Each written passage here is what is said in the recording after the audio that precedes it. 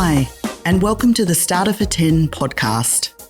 I'm Marnie Carmelita, Artistic Director of 10 Days on the Island, Tasmania's statewide arts festival. Join us as we get to know the creative minds who'll come together to create our festival in 2025. Get to know the person behind the art form, follow the journey of a work as it is created, or spark your own creativity and curiosity as we delve into and around culture. Welcome, Julia, and thank you so much for having us here in your really beautiful home and for spending some time with us for our podcast, Starter for 10. I thought I might begin by reading your bio so we have a bit of context for who you are, and then we'll launch into questions. So, Julia Fredersdorff, a Melbourne-born violinist who studied Baroque violin with Lucinda Moon at the Victorian College of the Arts before travelling to the Netherlands to study with Enrico Gatti, I hope I'm pronouncing that correctly, at the Royal Conservatorium in The Hague. Based in Paris for close to a decade, Julia freelanced with some of Europe's finest ensembles. Now resident again in Australia, Julia is the founder and artistic director of the Tasmanian Baroque ensemble Van Diemen's Band. She is a founding member of the chamber ensemble Ironwood, the twice ARIA-nominated Baroque trio Latitude 37, and founder and former artistic director of the annual Peninsula Summer Music Festival on the Mornington Peninsula. She's appeared in major arts festivals around Australia and New Zealand and has toured extensively across Europe, as well as participating in nearly 40 international recordings. So welcome, Julia. That is quite a CV, but what I'm most interested in starting to delve into with you is your life, your background, and how you came to be this incredible artist. So let's start with a jumping off point. The first question is, where are you from? Perhaps starting with your parents, can you share with us how you came to this place in the world and who is around you? Sure. My parents are both, my mum's from Tasmania, but they were both living in Melbourne when they met. Dad was a 10-pound pom, actually, and they got together, and I think it was I was about 20 when I realised that. This is funny, actually. I don't know why I've gone into this straight away, but I realised that their wedding anniversary and my birthday were only 6 months apart. Oh. And it took till my 20th birthday for me to say, hang on a minute. Anyway, shotgun wedding. But they're still very much in love, so that was a successful shotgun wedding. So I grew up in Melbourne, and when I was about 6 years old, I said to my parents that I wanted to learn the violin. And that's kind of where the violin journey began. They said to me, you're welcome to learn, but you have to practice. And then I, of course, didn't practice. I think that's every kind of childhood experience with classical music, isn't it? Yeah, exactly. I'm living it now with my kids. But I did eventually realise that there was nothing else in the world that I wanted to do. So one day I started practicing seriously and really got into it. But it does take, when you're a kid, it takes a lot of discipline. And I think they tore their hair out a lot about that. But and then I sort of went in this extremely niche direction, which was to fall in love with 17th century and 18th century performance practice. Which is basically learning from the sources at the time, so treatises and things like that, how people used to play.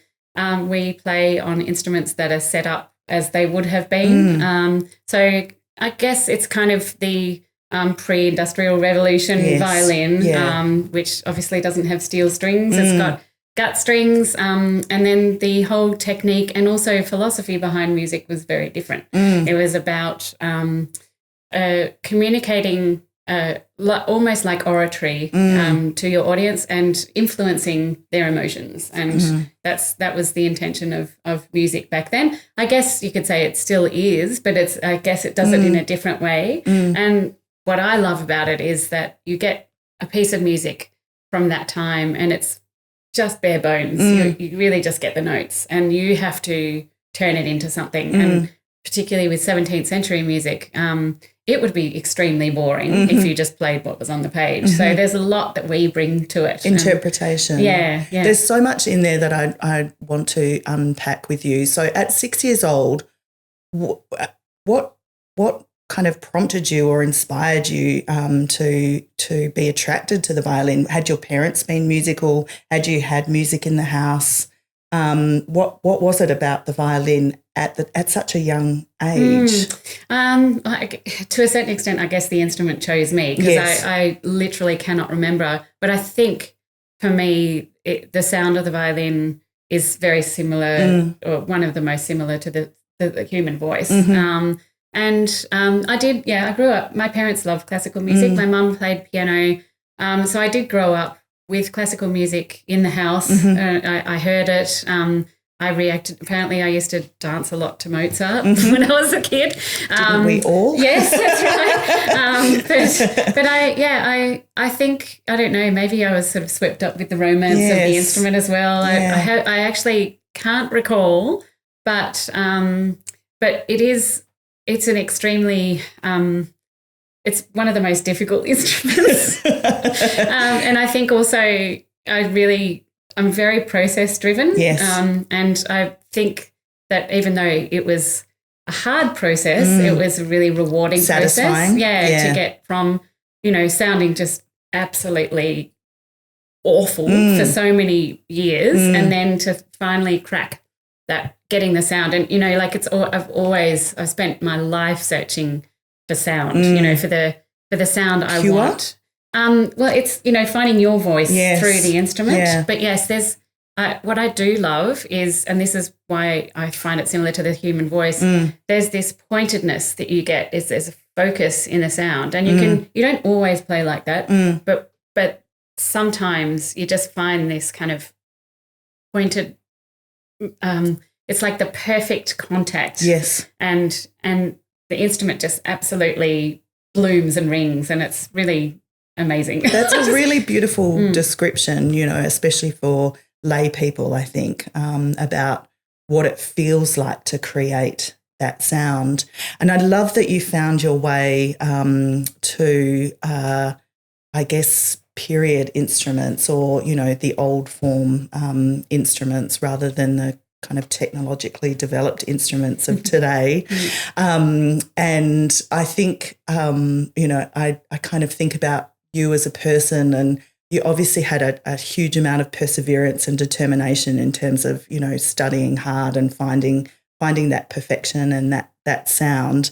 But that period instrument and that fascination with that sound speaks to me of a kind of passion for history and authenticity. And, is that something that you're really interested in? Yeah, I think the first thing that drew me to it was the musical language. So I felt more connection with that than I did with music from the Romantic period, which was, I have to say now my eyes are open to now and the music that's created now, and that's a great love of mine. But when I was growing up and when I was training, there was always a focus on Romantic repertoire, which is, the great Romantic composers, and I just never felt any connection with it at all. And it wasn't until I heard a recording of these old instruments played on gut that I really connected with both the sound and the actual music. And I think what I love about it is the imperfections. Yes. Because that makes it more human to me. So then, it was very quick for me to decide, okay, this is the direction I want to take. And I had actually at university at the VCA, I had a wonderful teacher, Muwako Abe, who I said to her, I want to play the violin. And she was just like, okay, you're going to do that when you finish studying with me. Panic attack. And actually, I mean, she was a wonderful teacher, but she did say, and I respect this, she said, I can't teach you that. I can teach you what I do. And so, by all means, dabble, but when you come to lessons with me, we are doing my way, which is the way I was taught by my teacher. Yeah. And so that rigidity kind of made me realize even more that the direction I wanted to take was something so completely different from the training that we get. And that was exciting. That's really exciting. But I couldn't do it here. I couldn't do it in Australia. You couldn't do it in Australia, and that's what sent you overseas. You're kind of an explorer in that sense, kind of finding that humanity. And I have a question about, the interpretation of music on the period instruments versus the instruments now. And you talk about that Baroque music, it was kind of a basic score and you really brought your own interpretation. Is that something that happens with compositions from later on, or was that really typical of the Baroque period? I think it's typical of the Baroque period because they were coming out of improvised repertoire, and so and notation was for them a completely flawed thing. So there was always probably, I'd say, at least 50 to perhaps 80% was coming from the knowledge of the person playing. Yes. And the rest was just a guide. And there's a lot of, for that reason, there's a lot of composers who were kind of control freaks, and they were writing down how they would ornament things because there's a lot of ornamentation required. It's like we learn a whole lot of jazz licks, basically, that we then apply to these bare bones, and we need to learn them in the particular style of the music that we're playing, which is, at the time it would have been easy because you only played 17th century Italian music from Florence. But for us, we have to know each of those styles. And so, obviously we can't be as accomplished as they were, but as much as possible we are faithful to the sources and use those as the basis. But yeah, so now even new works are much more controlled by the composer. They write a lot more detail on the score, and that's why I love working with living composers as well, is that you can actually go straight to the source. You can ask them. Yeah, that's right. If you don't know what to do in this bar, it's like, okay, hi, Alice. What do you actually mean by that? Yes, and then you get to interpret it direct from the source. What are you trying to evoke? So you kind of find your way across to Europe because of this driving passion to study music of that period. What happens to you then? That's a story too. When I think back on it, my parents must have been panicking because I took a one-way ticket to London, and I was in search of Enrico Gatti. I heard a recording of his and I loved his sound. I just absolutely fixated on the sound he made, and but I didn't know where he lived. I didn't know this is whether he taught. Yes.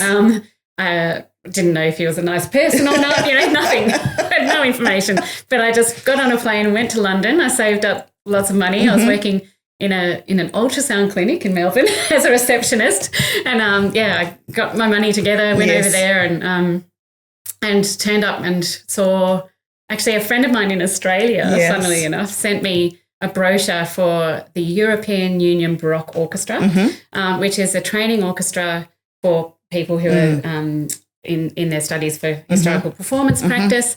And he was one of the tutors / auditioners for that orchestra. So I went along to that, and each of us got a lesson with each of the tutors, and I sort of said, "Oh, hi, I want to learn from you." Yeah, that's right. I've been looking for you. And he said at that point, "Well, I'm going to be teaching in The Hague," and I was like, "Oh, The Hague! I thought it was going to be Milan." Did you have a preference for Milan? Do you think? Actually, I would have loved to live in Italy. Yes. I mean, immersing myself in that culture. But actually, the conservatorium in The Hague was amazing. And it was 165 students from around the world doing early music. That's incredible. And in fact, it's really interesting. The Australians were known as the Australian Mafia. The nationalities that appeared the most were Japanese and Australians and South Americans. Incredible. Really interesting that they were drawn to that language. Yes. So, yeah, it was a good experience being in The Hague. So I was happy in the end. But at first I was like, oh, okay. That kind of changed my plans again. Yes. So I studied in The Hague for 3 years. I only lived there for a year because I met my boyfriend at the time who was French. So I went and lived in Paris and took the train to The Hague every couple of weeks to have my lessons. Oh, my goodness. That's such a kind of quintessential European experience that you're so close to all of these countries and cross borders on a weekly basis. Yeah, it was really actually quite manageable. Also, I was lucky that Enrico was he'd sort of set out his dates for the whole year at the beginning of the year. If it was more random, it would have been hard to manage. But, it was actually very doable. And because I wanted to live in France, it was good to be setting myself up there as well. So, that's an amazing experience. You are a determined soul, I feel. I'm determined to find something that's just so completely niche and, a bit fixated on small details, I think. How did you find your way back to Lutruwita? Well, again, love brought me to Lutruwita. I met my husband, Chris, in Melbourne, and we had our first child, Mina, in Melbourne. And then we were sort of looking at where we could live. We were renting at the time, wanted to maybe think about buying something and musicians don't make a lot of money. So living in Melbourne was going to be a couple of, probably a small 2-bedroom apartment, and Chris already had this place here in beautiful Ferntree on Kunani, Mount Wellington. So we sort of compared the two and decided, even though I had absolutely zero work down here, that we'd give it a go for a year. And here we are 10 years later. Your intrepid spirit coming through again. It was, in hindsight, it was kind of brave. And a few of my friends thought I was committing career suicide. But actually what it's done is create opportunities. In Melbourne, it's a saturated market. And I was still able to continue my work in Melbourne and Sydney. I mean, most of my year, in fact, for a while there, I had this orange suitcase and I was travelling so much that everyone called my orange suitcase Julia's apartment because I was just never at home. Yes. So actually what coming down here did was it attached me to a place which I hadn't felt for quite some time, was able to make a home, and that's been really important at this stage in my life, also with the children. It's my sanctuary. It's really special, isn't it? And I wanted to kind of touch a little bit more on, the kind of creativity and opportunities that can be found here, because that's certainly something that I've felt in arriving and settling on the island. There is a real, to me, a sense of kind of possibility and that you can kind of follow these niche pathways or delve into worlds that perhaps you might not have the opportunity to if you were living somewhere bigger and more connected, say. Do you find that there's did you find your tribe down here, those people who really wanted to work with you in this world of period instrumentation and the Baroque music world? Yeah, well, when I first arrived, there was literally no one doing that. So it was a challenge at first, starting a Baroque orchestra in a state where there were no Baroque players. It was perhaps a bit foolhardy. To say the least, a challenge. But yeah, I did notice an appetite for Baroque music. There was a festival called Hobart Baroque that started up the year that I arrived in Lutruwita. So I saw how much people loved that, and we won't talk about how that one ended. It wasn't good, but while it was on, it was a fabulous festival, and there was a huge appetite from people around here. So I thought, okay, there's obviously people want to hear this music. So how do I make it work? And so there were some people, some colleagues who also play in the TSO who were interested in dabbling, and then we were bringing people from interstate as well to put things on, because for example, one of the main, the sort of key groups of musicians in a Baroque ensemble is the continuo group, it's called, which is plucked continuo harpsichord, sometimes an instrument called theorbo, which is a bass lute, and then a bowed instrument like the cello. And there were no people playing those instruments. I mean, so it's a really specialised skill, talking about niche. They only get a bass line and they get like a chord chart, and they have to improvise everything. Oh, really? So it's not something you can just sit down and play. That's very skillful. It's highly skilled. So those people we had to bring over, and we also didn't have instruments, so often had to bring those as well. Harpsichords over, it was not easy, and again, like if I think back to the risks that we took in the startup with Van Diemen's band. Whoa. With 2020 no wonder hindsight. I was having sleepless nights, you might not go back there. No. But it's really amazing that, perhaps without that kind of knowledge of how challenging it would be, that you threw yourself into that and look what you've built from there. But the thing that kept me going and the thing that enabled it was the audiences. So straight away, the audiences here took ownership. It was really quite incredible. That's beautiful. And that's the thing that we still love today. I really feed off that. We were talking recently, we've had our lunchbox concerts. Yes. And for me, the greatest pleasure is sitting at the box office. Yeah. I sit at box office and I see people coming and going and chat with them. And I just love hearing from them and hearing how invested they are in it and how much joy they get from it. And that's, for me, that's the reinforcement of reason for doing it in the first place. It really is special. Very special. And we'll talk more about audiences in a short while, but I just wanted to jump in and ask, where's your happy place?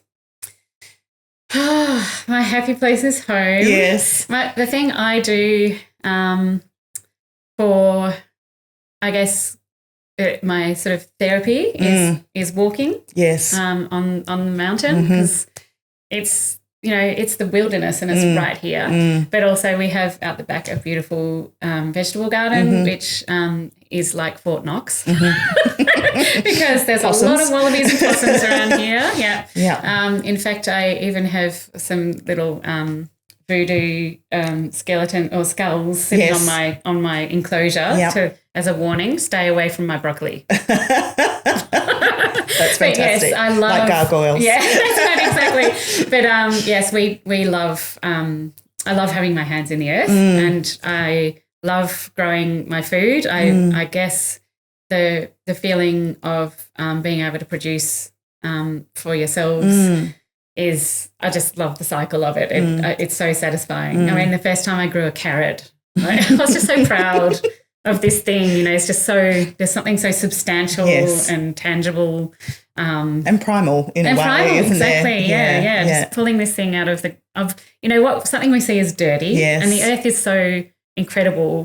Why do we have this psychology where, it's dirt, it's like, it's dirt, it keeps us alive, and it's so full of, it's a whole world. And it is a whole world, and actually there's a lot of kind of mindsets and psychology that we have kind of inherited, I guess, from the last couple of centuries, and it's really interesting to think about your connection to earth, but then also going back to that Baroque period and that, and we were talking earlier about this as well, that kind of fundamentalism around the body and the elements, and that all seems something that you're really interested in as well. Yeah.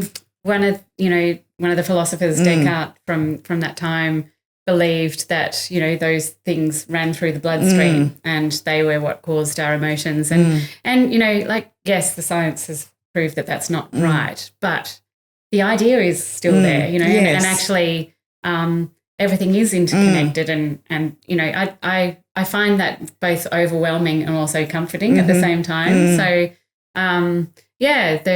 the four elements were one of the most important things back then for people, and they thought that everything was influenced by those elements, that they kind of were the main reason for almost everything, including the way we feel. And, if you were angry, you had fire in your blood. And we still use those phrases now. We do, yeah. And I find that interesting. The other thing that's fascinating me about the elements now is that they're both the thing that sustain our lives, but also the thing that threatens us the most with climate change. Yes, yeah. It's let's talk a bit more about that because, I think climate is so top of mind for so many of us. I'd love to know how you kind of take in the issues of the world around you. Do you think about those kinds of things a lot? Do you draw it into your artistic practice? What are you inspired by? I do think about those things a lot. I think about the future for, my kids and my children's children and, how little we consider that now and in a societal way, how short-sighted we've become because, again, in the 17th and 18th century, it was normal to be doing something that would influence or have an impact on your children's children. Beyond your lifetime. Beyond your lifetime. You'd be, building a cathedral and know that you'd only see it get up, to a certain height. A third of the way through. Yeah. Yes. So I've kind of mourned that. And I had a conversation with my neighbour, who's a very good friend. We've got lovely neighbours, so nice. And he said to me, because he's very interested in particularly old bones and remains and studying all of those things, evidence that we have about how the earth has coped with Homo sapiens, basically. And he said to me one day, and this really made me feel a lot better about everything that's happening in the world. He said, the earth will survive. The earth is going to keep going. It's us that is going to, we're going to obliterate ourselves. And that's, happened before. It'll happen again. But give the earth several hundred years and it will be fine. It's just going to be fine. And I suddenly realised, so many things. It gave me comfort because even though I think we need to continue to do everything we can to help the planet, it took some of that guilt away and I felt a lot of weight. That stress go away. But also just to sort of realise how arrogant we are and how insignificant humanity is in so many ways, and I think that's why I love living on Kununyu, Mount Wellington, because it just puts you in your place. It's like you are a tiny speck. Yes, so insignificant. Yes. Yet we can do, Great what things. we can do in our little corner, So, but it takes some of the pressure off. I guess for me, it just somehow gave me some hope because otherwise, we need to. There are so many things to be upset about in the world, and I just can't. I don't have the kind of personality that can take it all on. So I need to choose my little tiny niche areas where I can make a difference. Pick your battles and focus on those and put the rest away because otherwise it'll just overwhelm. I think I don't think you're any different to so many of us. There's so much going on. There's so much to worry about. So that kind of perspective, I think, is really useful and can come through an artistic practice or an artistic life. I'm quite intrigued as to, I'm sure that there are, what other artists inspire you? Yeah, I have many different phases with this. The one that comes to mind first, because it's more recent, last year, I met a couple of Afghan musicians. As part of the Van Diemen's Band program? That's right, yeah. So we did a collaboration with a group called Ensemble Kabul, and both of those musicians were absolute masters in Afghan music, not just Afghan music because in Afghanistan they were taught both Indian traditions and traditions from Persian tradition from Iran, and Afghan music is like a combination of those two things. And the Indian musical tradition is extraordinary how detailed it is. I mean, they have so many different scales. Right. And each scale is appropriate for different times of the day. The scale goes up one way, comes down another. And in terms of the time of day, even? That's incredible. It's just, I mean, it is so much more complex than the Western music tradition. And it really opened up this world for me. I know I don't have enough time in my life to learn that, but it just blew my mind to see how much skill these people have. And then they use that knowledge to improvise. Right. Based on, structures. Yes. But I just found it so inspiring. And so we had a rhubarb player and his name's Khaled Arman, and his father was apparently this absolutely he was super famous in Afghanistan. He was a singer, and obviously they're not allowed to practice music there anymore. So that's the other thing that really got me thinking about, the human right of being able to play music and perform has been actually in their country has been taken away. Isn't that devastating? Yeah, but it also inspired me even more because I thought, well, hi, Polly. Hi, Heidi. I mean, this is Heidi. Hello, Heidi. We hoped that she wouldn't interrupt. No, might be able to. There you go.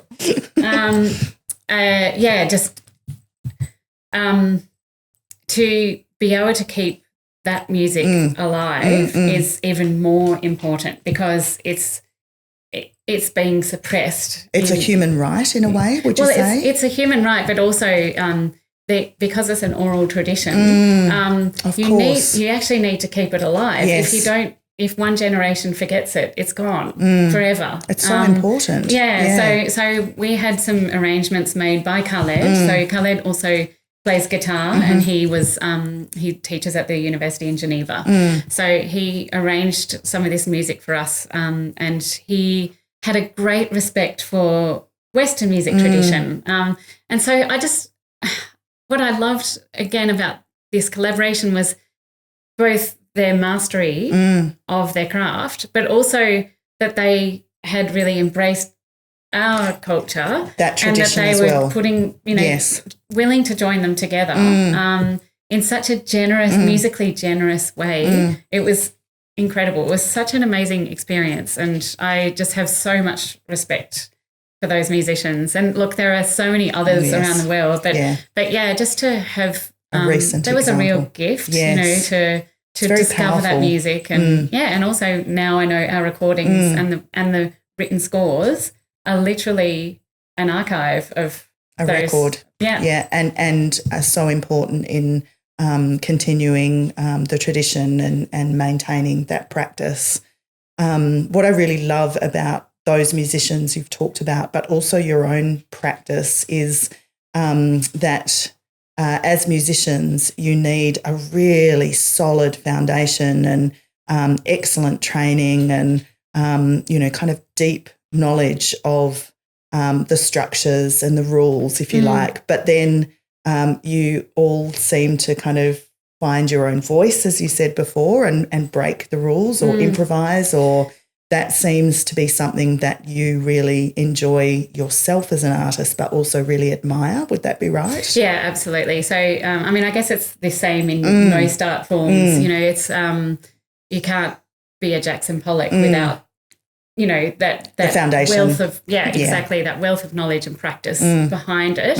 And same with music. I think I'm sure that a lot of the detail that we focus on is not necessarily I think if I sat down and did a list and said, in this bar I'm doing this, this and this, it would probably be a shock to some of the audience because it is micro details. I mean, the people that work in my field, we're all a little bit special in that, very special. We're a bit finicky. We focus on tiny details, and so and it's a type, so obviously we we, when we're in the rehearsal room, are talking about things that probably in the greater scheme of things look like focusing on something that's a bit unimportant. But I think it's just that we care so much that makes it really special. And the amount of time it took to learn that, you know, the amount of hours of practice that musicians do, even just generally, you know, like I used to lock myself in a room when I was at university for 5 or 6 hours a day as a young, you know, 19-year-old. Yes. I used to feel guilty when I went to to see a film and stuff. Really? It's like, should be practicing. So, like, music is an enormous discipline. And you have to have that drive. It's a solitary discipline as well. Yeah. So, you do have to have that drive. So I don't know if people always appreciate the time that we've spent. You know, most of us have spent many more hours learning our craft than, say, a neurosurgeon. Yes, it's true, isn't it? When you think about it, you know, it's quite something.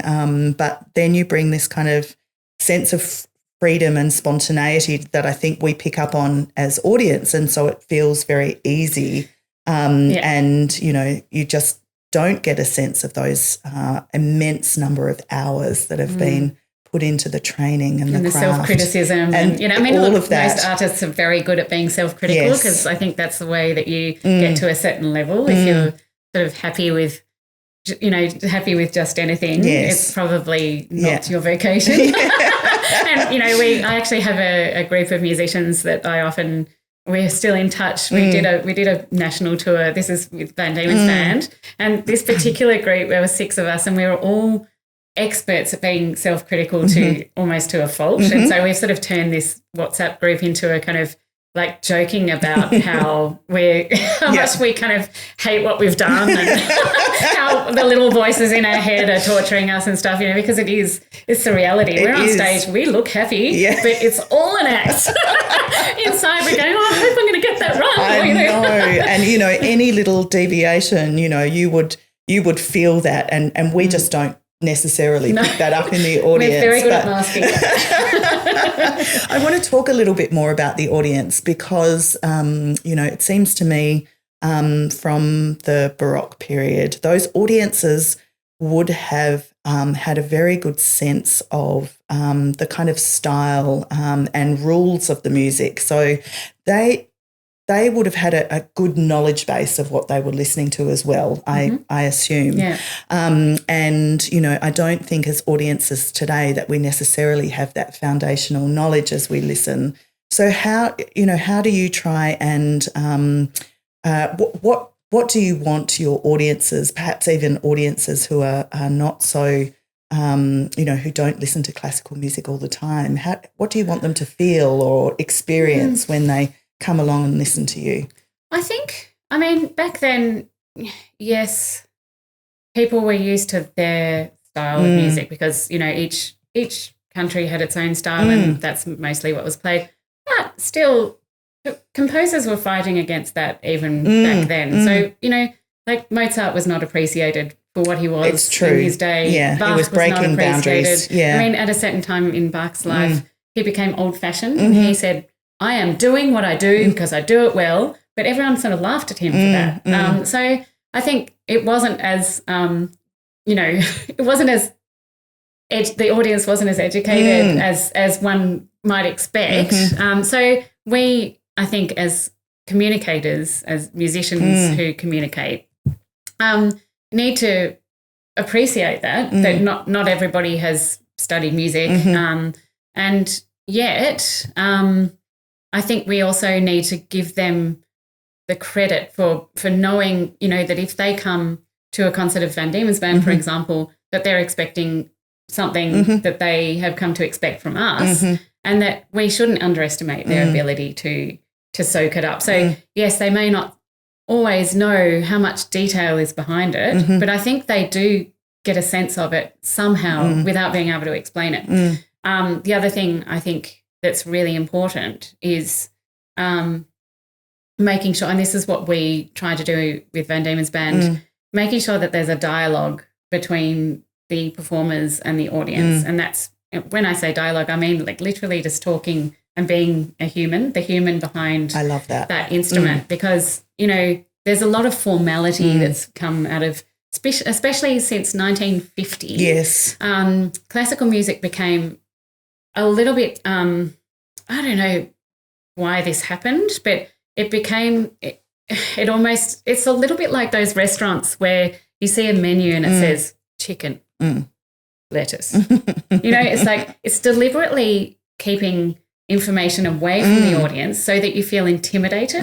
And classical music got a little bit like that, I think. And, still can be like that in some ways. So we try and break that and fly in the face of it. And so we want to expose our personalities. We want to talk about the composers and put them in context and why they wrote that piece of music when they did and what they were inspired by, because that story is so much more interesting than sort of dry facts about, this is the exposition and this is the second subject and this is in D major. Like that doesn't actually mean anything to a non-musician. So we want to talk about the fact that this composer was writing it during the 30 Years' War and this was an outpouring of grief or, this was their way of comforting themselves or whatever. That's much more interesting, I think. It's the storytelling aspect, isn't it? Yeah, yes, absolutely. Yeah. And music is always a story and music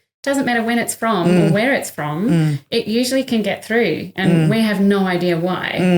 That's one of those things that's impossible to define, this sense, this auditory sense, which, music, it's organised sound, but it has the power to give you goosebumps. And how cool is that? It's kind of magic, isn't it? Yes, there's alchemy. Yes, there's definitely alchemy. Let's talk a little bit more about, that kind of those senses and that experience of music, and thinking particularly about your involvement with us here at 10 Days and the kind of thinking you're doing around a project or music you'd like to create. And, what would you like to explore through this partnership that we've been so lucky to establish with you? I'd like to go further down that direction. So starting with, that sort of inexplicable feeling in a room and how music at its core is meant to move the senses. And I think that there are certain senses that we don't know enough about, don't use to our full capacity. And one of them that's always been, an interest of mine is the olfactory sense. Because, like music, it has the ability to make you recall memories. And it, in fact, quite strongly, sometimes you'll have a scent that takes you back somewhere straight away, and even beyond it's like an involuntary, it's visceral almost, isn't absolutely. it? Yes, yeah. So I'm really fascinated with that. I've been exploring how that sense and the auditory sense interweave, and there is some very, it's very beginning of science have study on this, but it is believed that they do have an overlap and that they can influence each other. So I'd like to explore that. I've always been a huge fan of perfume. I just, particularly living in Paris, there's perfume shops all over the place, and they were kind of the thing. I'd always go pop into perfume shops and just smell and, just see. Like, isn't it strange to be in a shop where you've just seen little bottles? Yes. And you just like it's just the focus in that is quite extraordinary. Yeah. And I really love honing in on those small details and well, I think it's kind of exercising that sense of smell in a way, because I agree with you. I don't think, perhaps it comes as strongly in our day-to-day as our ancestors, for example. And then immersing yourself in a store like that, it's all about that sense of smell. And, it's really exciting to think about what you might create in terms of connecting music and the sense of smell and storytelling, coming back to that, the story that you want to create for people, or perhaps, remind them of, in terms of their own stories. Yeah, and also, I don't know, I think in a figurative way, you know, that phrase that we need to take the time to smell the flowers. Yes. You know? And I think actually we could all learn to do that a little bit more. And, you know, the sense of smell, I guess it is, part of it is about survival, you know, like I recall a few when there were bushfires and we had smoke around the house and I remember realising that I was at a heightened sense of kind of panic because you have this instinctive... It's triggered. Yeah. And I just thought, wow, we have this power, everything about our nose and like if, then COVID was potentially, you know, for a while there, people lost their sense of smell. We didn't know if it would come back. Yes. And I remember thinking, my God, that's the thing I'm really scared of. Is imagine losing a sense of smell. That's right. And I had a good friend who lives in the UK who did for quite some time. And that affects so many things in your life. So I think it's something we must not take for granted. And in fact, you know, we can develop that sense and use it in our everyday lives and enjoy it more, you know, take the time to enjoy. Revel in it. Walk out, you know. People always say the air out here is like champagne air. So smell, you know, breathe in the champagne air a bit more. That's really beautiful. Well, we're so excited to have you on board as one of our 10 artists and I really can't wait to come back and touch base with you as this idea develops. Thank you so much for your time today. Thanks for being with us. Thanks, Maddie. Thanks for joining us on Starter for 10.